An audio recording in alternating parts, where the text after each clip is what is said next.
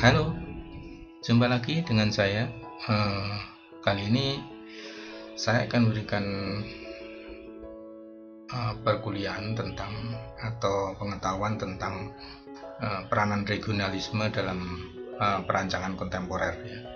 Nah, khususnya ini saya akan membahas tentang tafsir saya terhadap pemikiran Wondo Amiseno, ya, R.A. Wondo Amiseno ini, yang sebelumnya sudah memberikan sebuah analisis ataupun teorema tentang regionalisme di Indonesia.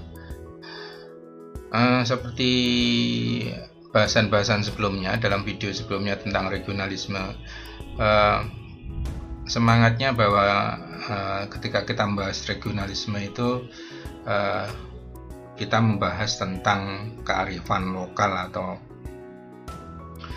kemampuan lokal untuk memberikan identitas yang spesifik, ya, identitas itu yang membangun karakter masing-masing. Nah, di pembahasan kali ini dengan saya menafsirkan pemikiran Wondo Amiseno ini, tujuannya sebenarnya saya sendiri ingin membangun sebuah teori tentang kira-kira strategi dalam perancangan itu seperti apa sebenarnya, kan? Karena saya lihat itu yang dibahas itu tentang regionalisme itu kebanyakan adalah post design, ya. Jadi setelah bangunan itu jadi atau desain itu jadi, tapi justru saya ingin membuat sebuah teorema itu pada waktu sebelum desain. Jadi kira-kira apa yang harus dilakukan, bagaimana strategi dan tekniknya yang harus dilakukan ketika kita membangun regionalisme. Jadi kita balik. Nah, ini akan saya bicarakan di akhir video ini. Tapi sebelumnya saya ingin membahas tentang pemikiran Wondo Amiseno itu seperti apa. Karena di sana dengan dasar pemikiran Wondo Amiseno itu saya ingin membangun sebuah teori tentang strateginya dan teknisnya seperti apa. Setelah mempelajari pemikiran Wondo Amiseno tersebut. Nah, mungkin ini pembicaraan akan cukup menjadi menarik ketika kebutuhan kita untuk membuat sebuah karya, ya, karya yang unik dan kreatif itu salah satunya adalah mendorong proses regionalisme ini, ya, proses melakukan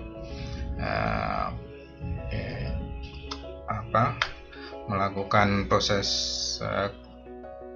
membangun karakteristik yang mungkin ya bisa menjadi ciri atau bisa menjadikan sebuah desain itu sebagai salah satu identitas, ya, seperti yang saya bahas pada waktu yang saya bahas pada video sebelumnya, ya. Pada video sebelumnya saya sudah memberikan beberapa konteks pembahasan tentang regionalisme ini, ya. Realitasnya seperti ini, ya. Realitasnya seperti yang kita lihat di belakang saya ini, bahwa beberapa karya itu mempunyai tampang visual yang memunculkan elemen-elemen aesthetik tradisional, ya. Ini kita lihat realitasnya dulu di lingkungan kita, ya. Banyak karya-karya itu memunculkan elemen-elemen tradisional, tapi kita sebenarnya tidak tahu elemen-elemen tradisional itu munculnya bagaimana dan apakah itu terbangun atas dasar sebuah konsepsi yang disengaja atau yang dimetodikan ya, dimetodiskan. Nah, kita tidak paham, yang kita lihat hanya luarannya saja ya, luarannya saja. Ada bangunan yang seperti Minang, bangunan Minang, rumah gadang. Ada bangunan yang hotel yang seperti memajang komponen elemen-elemen etnis Bali, dan juga bandara yang dipoles dengan renda-renda etnik Jawa ya. Nah, tapi kita tidak paham sebenarnya. Yang kita lihat hanya itu ada itu seperti ukiran Jawa, itu seperti ornamen Bali dan lain-lainnya. Itu bentuknya seperti rumah Minang. Jadi yang kita bisa lakukan seperti itu.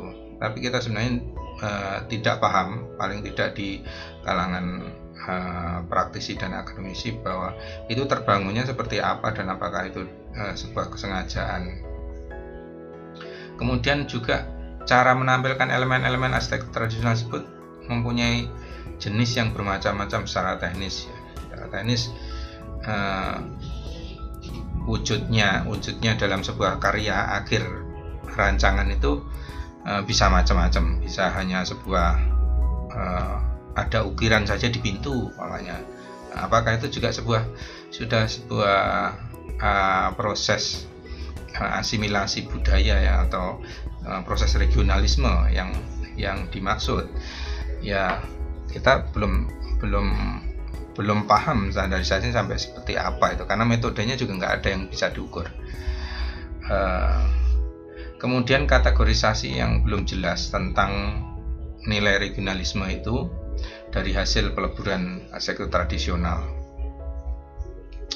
Jadi kita memang nggak ada standarisasi untuk itu ya, untuk nilai-nilai regionalisme, karena ini sifatnya konsepsional dan bisa jadi tidak ada aturan yang mengatur itu.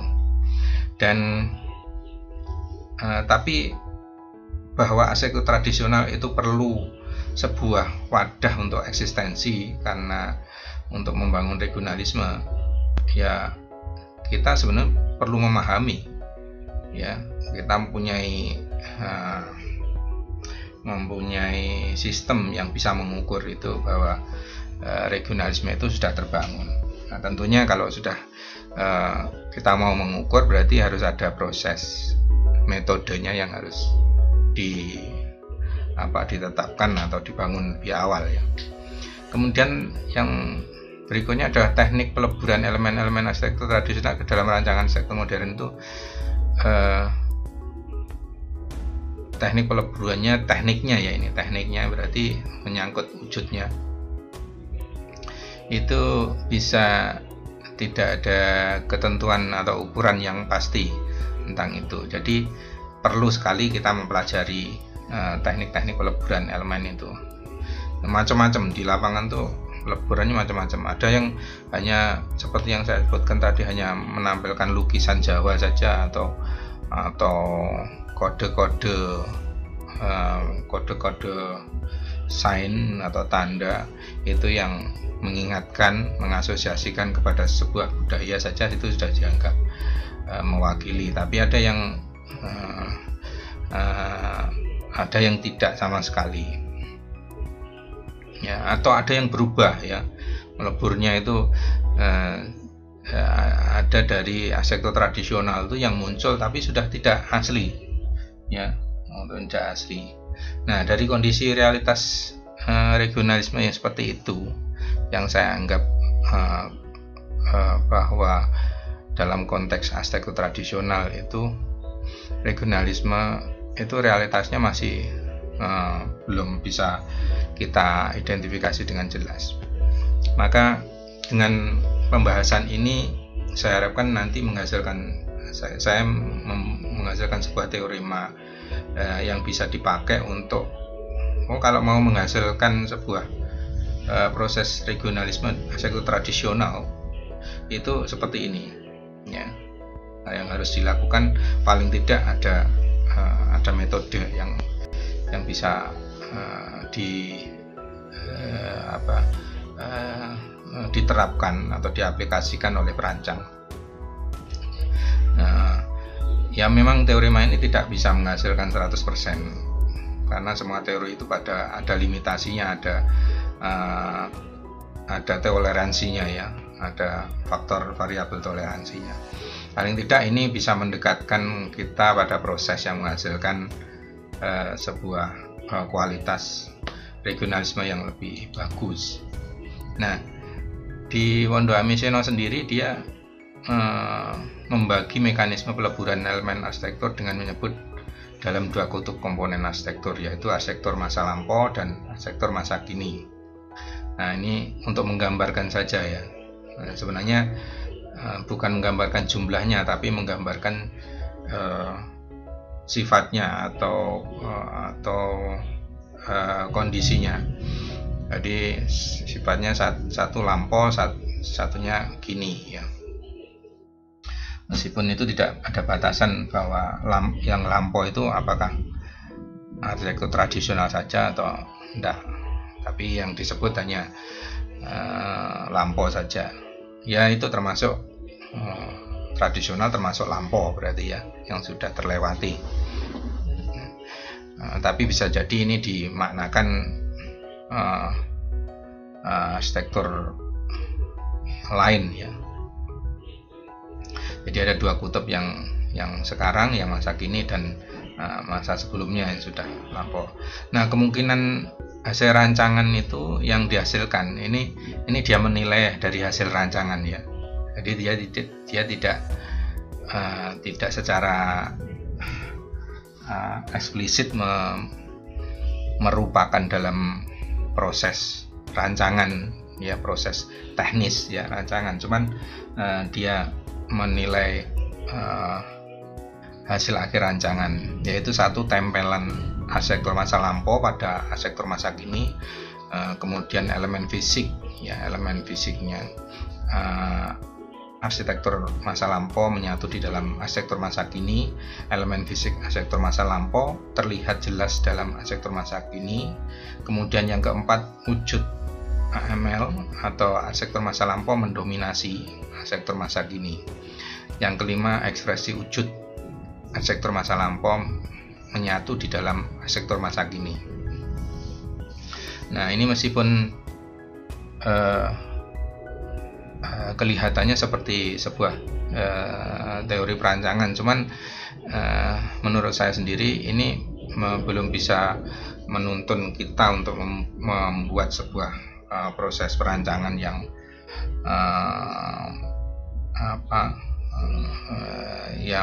yang metodis ya, karena Wondo Amiseno melihat pada hasil proses hasil rancangannya itu seperti apa. Jadi dari situ dia menganalisis, oh seperti ini. Jadi kalau di bukunya dia seperti menganalisis hasil-hasil ini dan dia simpulkan pada 5 komponen ini ya, 5 kemungkinan, 5 hasil rancangan ini. Nah, coba kita melihat bagaimana Wondo Amiseno melakukannya. Nah, sebelumnya persyaratan ini ya, ini ada istilah yang dibahasnya di bukunya, itu tempelan AML, antara untuk mendeteksi dia tempelan atau tidak ya. Ini yang lainnya tidak tempelan ya, yang satu ini tempelan. Menurut saya parameternya ini agak rancu ya, beda-beda, tapi it's okay. Jadi dia memberikan penjelasan tambahan bahwa yang dimaksud tempelan apa enggak itu yang satunya tempelan, yang satunya tidak. Yang tidak tempelan itu harus menunjukkan sebuah kesatuan dalam komposisi ya, harus menjadi satu paket gitu mungkin ya. Jadi dari pemikiran dia harus dalam satu paket komposisi. Nah, persyaratan dalam satu kesatuan dalam satu paket komposisi itu persyaratannya ada 3 menurut dia, dominasi, pengulangan, dan kesinambungan. Yang dimaksud dominasi adalah dapat dicapai dengan menggunakan warna, material, dan objek-objek membentuk susunan komposisi. Dia menjelaskan seperti itu. Jadi caranya mendominasi yaitu ini caranya ya, yang di ini adalah caranya ya, karena syaratnya kesatuan ya, karena kesatuan itu disyaratkan lagi harus dominasi, pengulangan, dan kesinambungan. Nah, yang seperti apa ya yang dominasi itu ya, yang dominasi berarti yang melakukan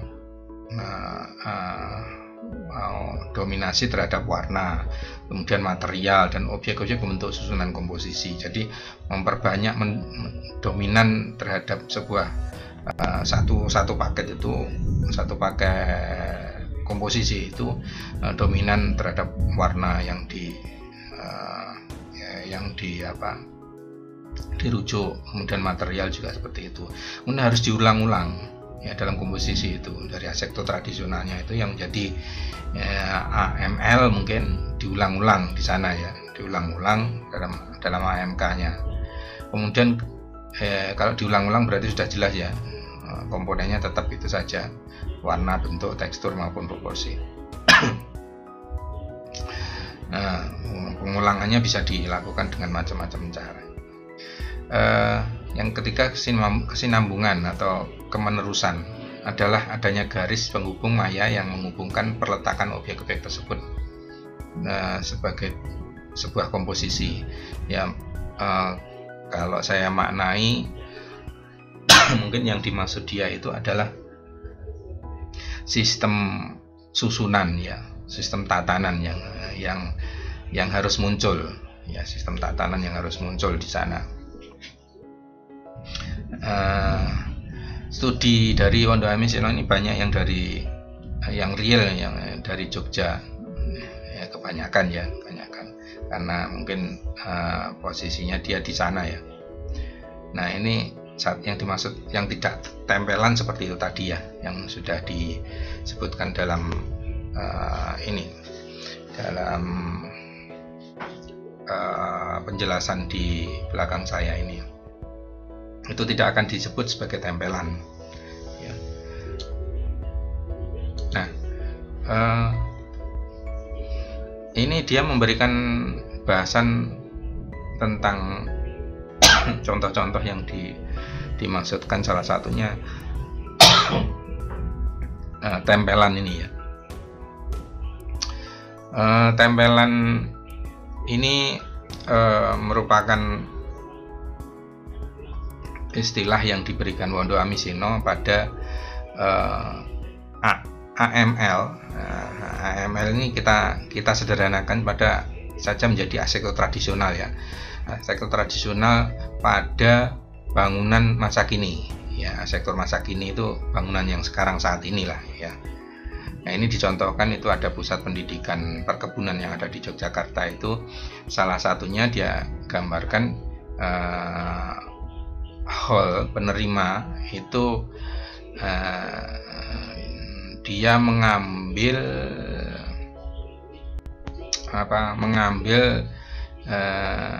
inspirasi dari tumpang sari arsitektur Jawa ya, arsitektur Jawa di sini. Tapi di sini ternyata ini hanya sebuah bagian yang menempatkan lampu ya, tidak secara tektonik ya, secara tektonik dia tidak tersusun seperti tumpang sari ya, karena kekuatan sebenarnya arsitektur tradisional itu di tektoniknya ya, tektonikanya. Nah, susunan berdasarkan karakter materialnya itu. Nah, kalau di sini tidak ya, banyak bangunan yang seperti Anda lihat ini, saudara lihat di sini yang berkarakter seperti ini banyak ya. Sekarang dengan modernisasi dibuat beton dan lain-lainnya, mereka sudah tidak secara tektonik hilang sebenarnya ya, hilang, kecuali beton-beton itu memang umpamanya dibuat jadi sebuah gelondongan kayu seperti diwujudkan untuk seperti itu, kemudian disusun. Nah itu mungkin sifatnya masih bisa tektonikanya muncul, tapi kalau yang ini tidak ya, yang tempelan seperti ini tidak. Jadi semu ya, istilahnya semu. Nah, jadi AML itu semua direduksi, hanya dilihat dalam bentuk luarnya saja, sehingga mirip-mirip dengan yang aslinya. Ya, aslinya ini yang dia mencontohkan seperti ini. Ini gedung aslinya, tapi saya tidak mendapatkan interiornya, tapi ini dari gambaran Wondo Amiseno sendiri yang dibukukan itu. Kemudian yang kedua, elemen fisik arsitektur masa lalu menyatu dengan AMK. Nah, ini dia contohkan ada gerbang Bandara Adi Sucipto Yogyakarta ya, yang lama. Ini aslinya gerbang tradisional yang bawah itu. Kemudian yang atas ini adalah gerbang Bandara Adi Sucipto. Nah, susunan secara tektonika ini masih sama ya, masih sama. Ada lengkung karena arsitektur masa lampau, arsitektur tradisional itu sebenarnya tektonikanya itu juga dibentuk bukan saja berdasarkan karakter material, tapi juga berdasarkan sebuah kode atau makna ya. Ada seperti lengkung seperti ular ini untuk kekuatan, kemudian yang ada bunga di atas itu untuk menyambut ya, bunga mekar yang di atas itu untuk menyambut tamu, dan itu mempunyai makna sendiri ya. Ini masih ada kemiripan dan secara susunan tektonik sama ya, secara tektonik sama, sehingga ini masih dianggap oleh Wondo Amiseno itu elemen fisik arsitektur masa lampau menyatu dengan masa kini ya. Meskipun secara material dia dirubah. Ini yang mahkota yang di atasnya ini dari metal, kemudian kalau ini kalau yang lama memang semua dari bahan-bahan batu bata yang disusun dan dilepo ya, atau bahan-bahan aslinya di waktu membangun ini. Nah, kalau di sini sudah dibangun berungga ya, mahkotanya ini berungga ya. Dia istilahkan di situ, diidentifikasikan berungga dan disusunnya tetap, tapi susunan tektonik tetap ya. Jadi kalau kita pun mengartikan maknanya masih bisa ya, masih bisa. Ini lengkung, kemudian mahkota, ada bunga juga di sana, dan ini fungsinya juga untuk itu. Nah, ini elemen fisik AML menyatu dengan AMK ya, masa lampau ini menyatu dengan masa kini, fungsinya masih sama ya. Nah, kemudian ada elemen fisik masa lampau yang tidak terlihat jelas dalam AMK. Nah, elemen-elemen fisik ini yang dicontohkan oleh Wondo Amiseno itu di Malioboro ya, ya, dari selubung atau batas perimeter permukaan di sepanjang Malioboro itu sebenarnya sudah secara fisik AML tidak jelas dalam masa kini ya, karena di sana campur ndak karuan ya, campur antara AMK dan AML, arsitektur masa lampau dan arsitektur masa kini, dan itu tidak mempunyai aturan ya, tidak mempunyai sebuah kisi-kisi yang mengatur ini harus disusun seperti apa. Nah, ini sebagian wajah Malioboro dirupakan dalam sketsa ini yang mencampur aduk arsitektur masa lampau itu tidak jelas ya. Mungkin saja itu dibangun ada yang asli, ada yang enggak. Jadi konteks komponen elemen-elemen fisiknya itu tidak secara tektonik sebenarnya tidak ada hubungannya ya, tidak ada dengan dengan sektor masa lampau, dengan nilai-nilai sektor masa lampau, sehingga memang ininya jadi tidak jelas di posisinya di sini. Juga ini dia menstudi rumah tinggal, merancang rumah tinggal. Ini yang mengambil dari sebuah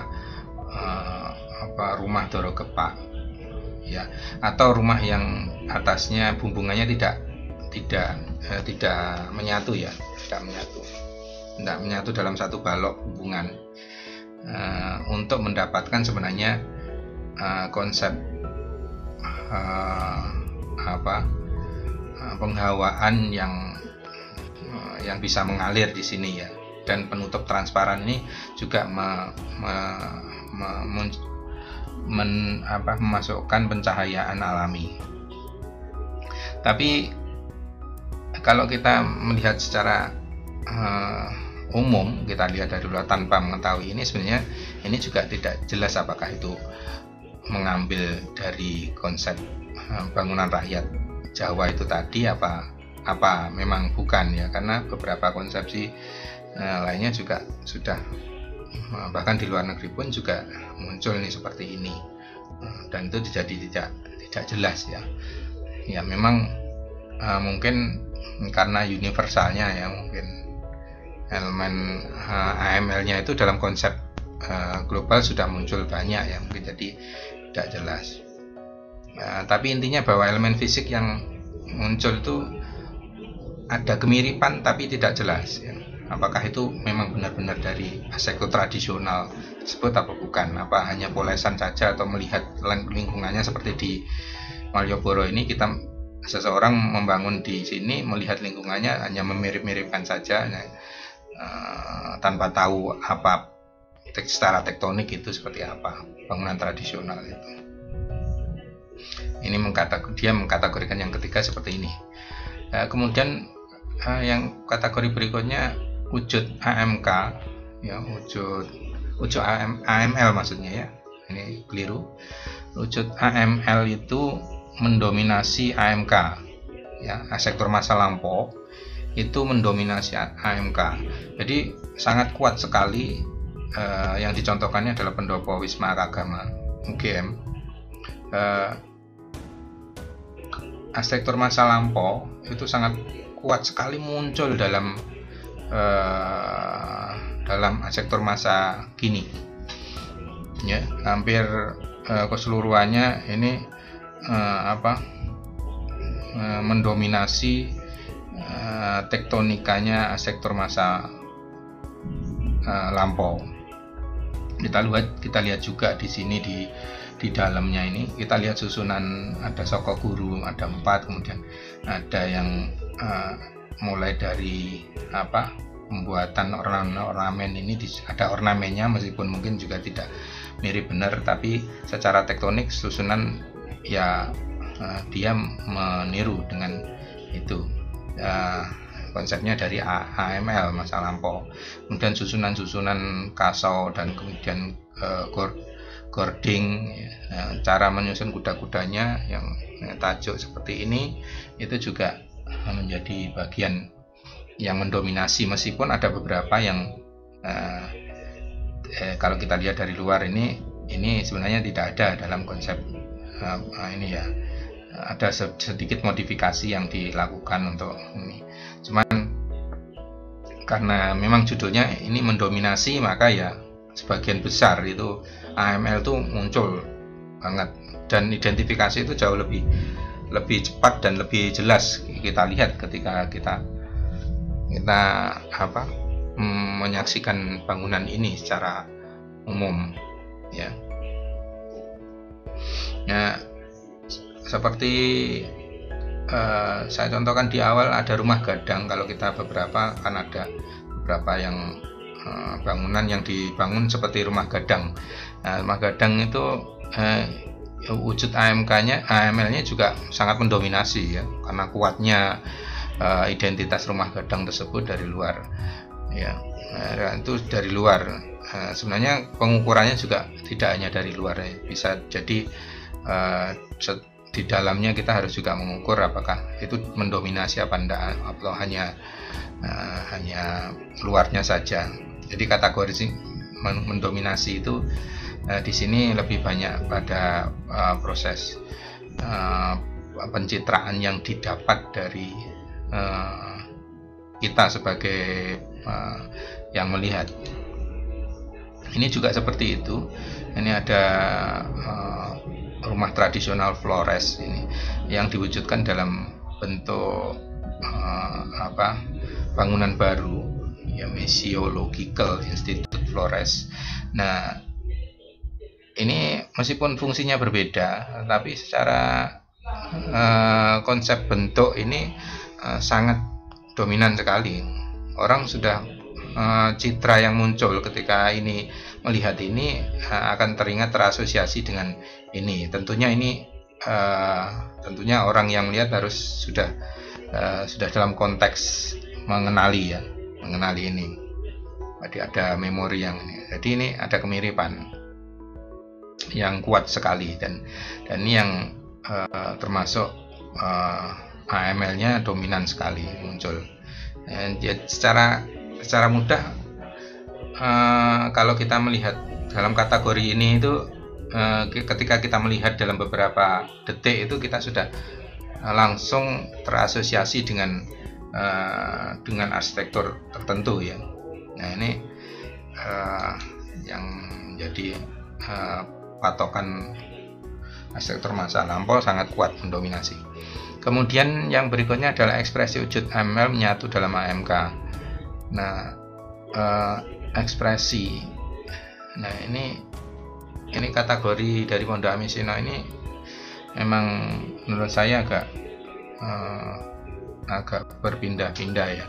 Ini yang dibahas ekspresi wujud AML menyatu dalam AMK. Jadi ekspresinya saja muncul dalam AMK. Umpamanya karena kita harus mempertegas lagi sebenarnya antara ekspresi dan komponen AML tadi, yang karena ketika kita membahas AML yang mendominasi di AMK itu sebenarnya kita juga membicarakan masalah ekspresi wujud ya. Nah, tapi di sini Pondok Amisino membagi tersendiri ekspresi wujud. Nah, ini yang harus dipertegas, kategorisasi tentang ekspresi wujud ini dalam melakukan ini. Tapi ini bahwa dia menjelaskan ada potongan, ini ada tajuk Mangkurat ya. Ini salah satu bangunan Jawa, tampak tajuk Mangkurat itu seperti ini, tersusun 3 ini, kemudian dirubah bentuknya jadi seperti ini ya. Nah, jadi seperti ini. Nah, ini jadinya tampaknya di gedung dari salah satu gedung di ISI Jogja itu jadi seperti ini. Nah, susunan tektonikanya jadi seperti ini ya. Jadi ekspresinya saja, mungkin yang dimaksud dia ekspresinya berarti dari luar saja ya, dari luar saja. Kalau dominasi tadi mungkin sudah masuk di dalamnya juga ya, termasuk susunan secara tektonik secara keseluruhan. Kalau ekspresi hanya siluetnya saja mungkin ya, yang dia maksud seperti itu. Ini cuma masalah prosentase sebenarnya, akhirnya sama-sama ekspresi tapi prosentasenya beda.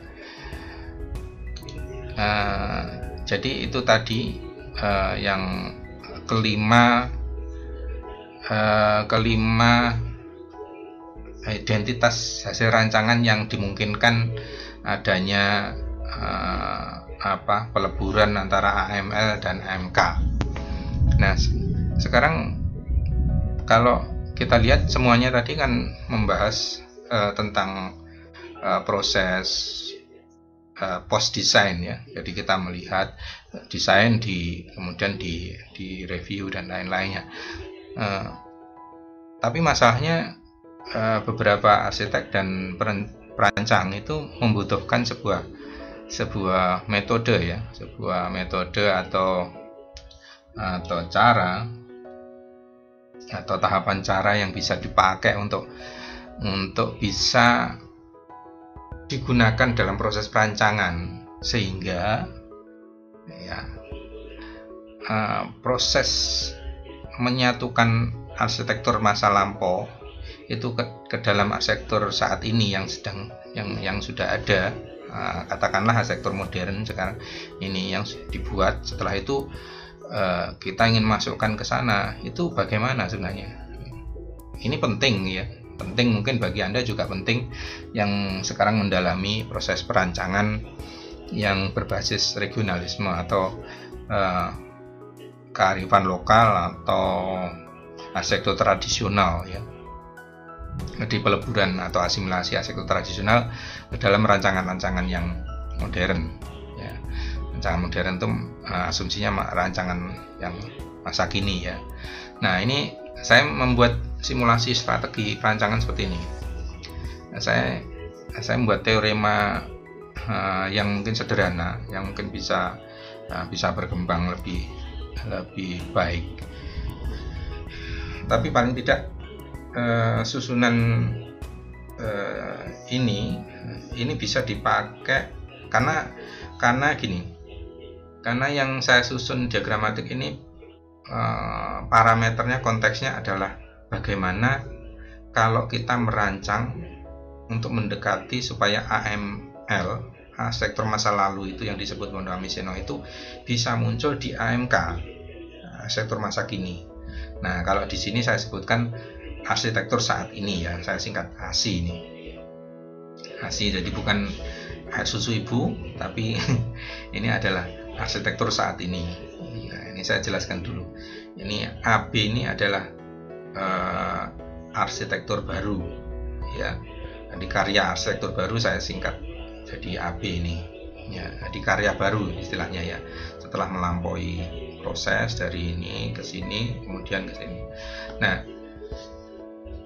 bekalnya kita itu sebenarnya ini arsitektur saat ini itu saya asumsikan adalah existing ya. Kita sudah membuat rancangan berdasarkan kisi-kisi perancangan modern ya. Perancangan modern ya, bukan arsitektur modern, tapi perancangan modern. Perancangan modern bisa jadi arsitektur modern, bisa jadi purna modern atau yang lainnya ya. Ya pokoknya yang existing lah, yang ada. Ya, terus biasanya kan arsitek kan merancang dulu ini seperti apa, tapi bagaimana memasukkan setelah itu, ini prakteknya di lapangan ya, bukan teori. Bagaimana memasukkan rancangan yang sudah saya buat ini, karena saudara sudah atau arsitek itu sudah menyusun berdasarkan aktivitas pengelolaan pemrograman, kemudian penyusunan yang teknis, standarisasi dan lain-lainnya itu sudah dibuat karena menyangkut hal-hal yang tidak bisa dirubah namanya, atau susunannya harus ditentukan dalam konteks tertentu ya. Tapi tugas kita juga memasukkan arsitektur tradisional ini ke dalam rancangan ini ya. Bisa jadi ASI itu sudah jadi, atau memang arsitektur saat ini itu memang masih dalam konsep yang dalam bentuk diagramatik ya seperti itu. Bisa jadi seperti itu. Jadi sudah jadi yang ASI ini, bisa jadi sudah ada rancangan yang standarisasi, bisa jadi memang setengah matang ya, tapi ingin dimasuki oleh arsitektur tradisional. Nah, kita harus perhatikan bahwa ini dalam satu kota ini ada satu komponen yang harus saya jelaskan ini. Arsitektur tradisional ini ada yang di sini, ada yang di sini ya. Arsitektur tradisional ini adalah asli ya. Sedangkan arsitektur tradisional ini adalah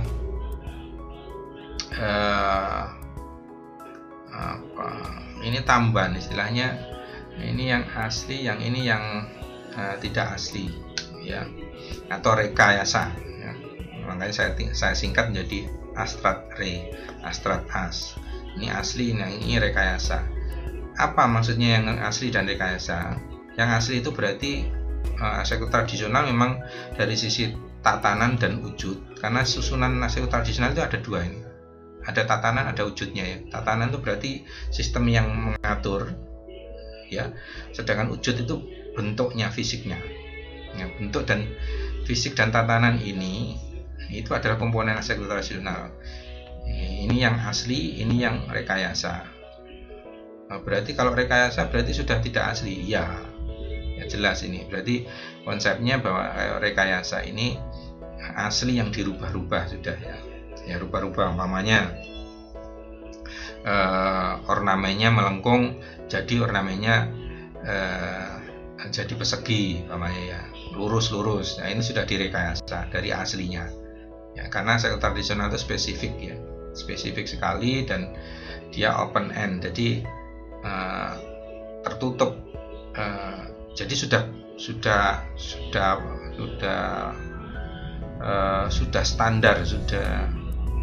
sudah patokannya sudah itu ya. Kalau dirubah berarti ya sudah rekayasa. Berarti rekayasa asli itu, rekayasa itu juga bisa dari tatanan atau dari wujudnya. Wujudnya juga sudah berbeda, tatanan juga sudah berbeda ya. Ini saya mengistilahkan saja dalam sebuah kontinum sendiri, arsitektur tradisional rekayasa sama arsitektur tradisional yang asli ya. Kenapa saya bagi? Karena supaya lebih mudah untuk mengidentifikasi di sini prosesnya di teknik perancangannya. Nah, di tatanan sendiri itu untuk menuju ke sini ya, ini jadi satu. Untuk menuju sini itu bisa sebagian atau bisa seluruhnya ya yang dimasukkan ke sini ya. Ini kita abaikan dulu teknik perancangannya, tapi secara strategi dulu, kita berpikir secara strategi dulu. Jadi yang masuk ke arsitektur saat ini bisa seluruhnya, bisa sebagian. Wujudnya juga seperti itu, wujudnya bisa keseluruhan, bisa sebagian. Jadi tinggal nanti memilih sebenarnya kita masuknya melalui apa tatanannya seluruhnya atau tatanannya sebagian, atau sebagian itu malah tidak sama sekali ya, atau tidak sama sekali. Jadi ini opsinya sebenarnya atau tidak sama sekali, tatanannya tidak sama sekali, wujudnya ya, bisa seperti itu. Jadi saya mencoba untuk membuat sebuah alur program ya, alur program. Umpamanya arsitektur tradisional asli ini wujudnya saja yang mau dimasukkan ke sini, tatanannya enggak, berarti wujudnya seluruhnya apa sebagian ya. Berarti kalau seluruhnya berarti langsung ditaruh di sini, dimasukkan ke sana. Nah, sebagian ya sebagian saja. Nah, tapi ini tekniknya nanti kita bahas setelah ini. Cara menempatkan keseluruhan itu seperti apa di sini, sebagian itu seperti apa di sini. Demikian juga ini sama ini. Cuman di sini kan ini KW, ini yang asli. Ya, cara menempatkannya seperti apa? Apakah tatanannya saja, wujudnya enggak? Nah, ini diambil di sini, dimasukkan ke sini, dikonsepkan ke sini. Nah, dari ini menuju ke sini ya, itu mungkin butuh tekniknya ya, butuh teknik merancangnya ya, teknik perancangannya. Kalau ini kan strateginya ya, strategi berarti secara konsep itu caranya, secara konsepsi pencapaiannya seperti apa, ini strategi namanya ya. Kalau teknis berarti sudah menyangkut masalah cara bekerjanya ya, cara bekerjanya. Nah, cara bekerjanya ini saya hanya mengidentifikasi seperti ini, tapi ini sebenarnya perlu penjelasan yang lebih lanjut tentang ini ya, di kotak abu-abu sama kotak kuning ini. Jadi teknik merancang itu yang tadi ini saya pilah lagi. Teknik perancangannya itu bisa saja menambah jajarkan berarti menambahkan ke sini. Kemudian yang kedua ada menggantikan atau mengalih rupakan. Jadi istilahnya arsitektur tradisional mau menambahkan masuk ke situ atau mengganti, ya mengganti komponen, ya mengganti bagian tertentu. Nah ini ada dua sebenarnya cara. Nah menambah jajarkan ini tentunya akan harus diperadali atau dipilah-pilah lagi. Kategorisasi menambah jajarkan itu ada berapa? Ya mungkin menambah jajarkan dengan menjajarkan seperti elemen-elemen, atau menambah jajarkan sebuah tatanan saja, atau sebagian tatanan, atau seluruh tatanan, ya menambahkan ke sana. Atau menambah jajarkan tuh prosesnya menempel begini, atau numpuk, superimposisi dengan ketentuan tertentu. Nah, itu bisa jadi seperti itu ya. Nah, jadi ini jadi tambah menarik ini sebenarnya. Nanti mungkin saya akan membuat bahasan tentang menambah jajarkan dan mengalih rupakan itu seperti apa secara spesifik ya. Itu sudah menyangkut pada proses teknik merancang ya, teknik merancangan secara langsung. Jadi komponen-komponennya rancangan jelas harus dijelaskan, harus diungkap di sana yang mempengaruhi arsitektur saat ini. Jadi sekali lagi bahwa arsitektur saat ini saya anggap dalam konteks ini sebagai sebuah entitas yang mandiri yang dipengaruhi oleh arsitektur tradisional atau arsitektur masa lampau atau arsitektur lain, ya arsitektur lain. Jadi asumsinya bisa arsitektur lain, bisa jadi ya, arsitektur tradisional ataupun arsitektur budaya lain, ya atau mazhab lain, ya bisa jadi mazhab lain. Jadi saya lebih menitik beratkan pada proses bagaimana mewujudkan, mencari cara supaya lebih mudah untuk menambahkan sesuatu itu pada arsitektur saat ini, ya arsitektur saat ini. Jadi ini lebih pragmatis ya, lebih berorientasi pada kebutuhan merancang, ya kebutuhan merancang, sehingga hasilnya nanti arsitektur saat ini akan berubah menjadi karya arsitektur baru di sini ya, karya arsitektur baru. Nah, karena ada proses ini tadi, asimilasi peleburan ini, ada proses karya arsitektur baru. Nah ini cukup menarik sebenarnya. Nanti menambah jajarkan itu seperti apa sih kira-kira spreadnya atau ruang lingkupnya dalam konteks dalam konteks menyusun komposisi dalam bentuk fisik itu seperti apa, mengalih rupakan itu juga seperti apa.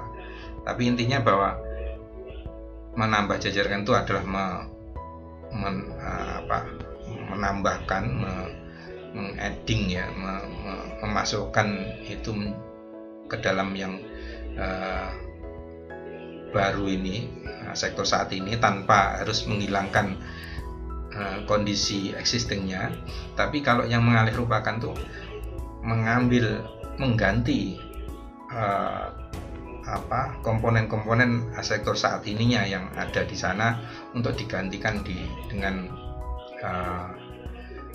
komponen arsitektur tradisional atau arsitektur lain.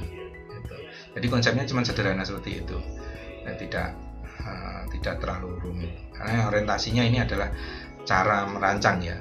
Kalau Wondo Amiseno tadi lebih banyak pada post design,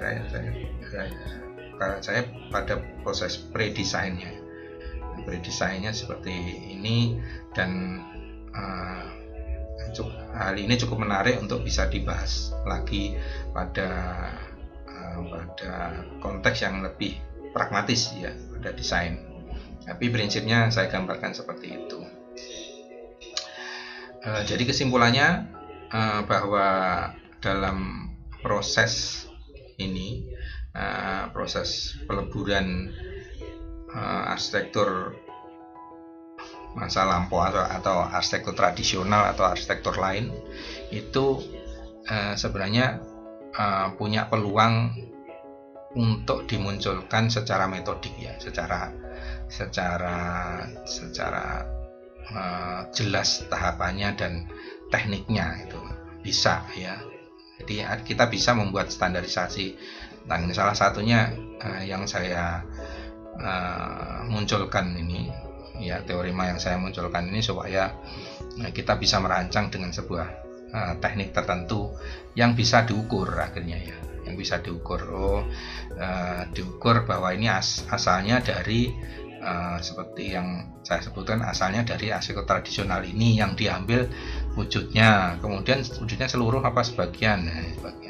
Terus kemudian tekniknya pada waktu sebagian diambil itu dalam hal apanya. Nah ini bisa diukur akhirnya ya, bisa diukur dan ini jadi lebih bisa dipertanggungjawabkan secara kronologis ketika kita membuat presentasi rancangan dengan adanya strategi yang seperti ini. Baik, itu yang bisa saya berikan untuk video kali ini. Semoga bermanfaat dan Anda tergerak untuk membuat eksplorasi pemahaman atau pengembangan ilmu dari yang sudah saya sebutkan tadi menjadi lebih lengkap dan lebih mendalam tentunya. Kita jumpa lagi di video berikutnya. Terima kasih sudah menyimak. See you.